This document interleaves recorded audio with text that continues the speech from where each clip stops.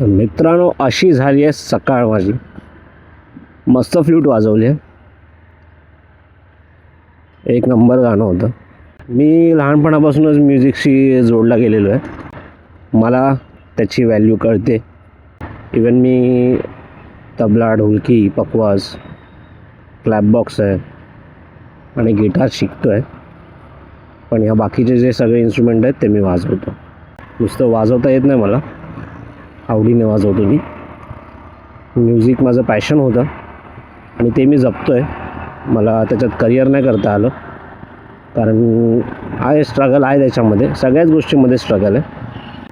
मी हाडाचा आर्टिस्ट आहे आणि मी माझी आर्टगिरी जपतो आहे. आणि रिसेंटलीच आता मी एक रील बघितली काल, की जे शेतकरी एक आर्टिस्ट आहेत ते आर्टवर्क करायचे, पण त्यांना एवढी व्हॅल्यू मिळत नव्हती त्यांच्या आर्टवर्कची.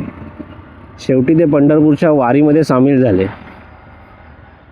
आणि तिकडून त्यांनी पुन्हा आर्ट करायला चालू केलं. शेतकरी आहेत ना, तिकडून त्यांनी पुन्हा आर्ट करायला चालू झाले. तिकडून त्यांना वाव मिळाला त्यांच्या कलेला.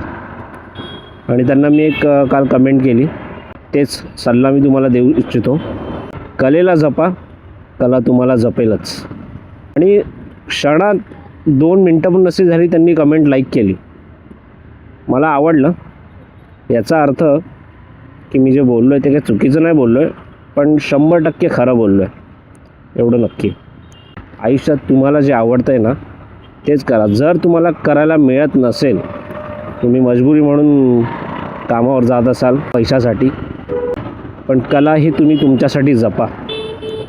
उद्या जर काय क्रायसिस आले तर ती कला तुम्हाला जिवंत ठेवणार आहे 110%. जर आपलं स्वतःची कला जर आपण जिवंत ठेवली ना, तर आपण जिवंत आहोत हे आपल्याला वारंवार सांगावं लागत नाही.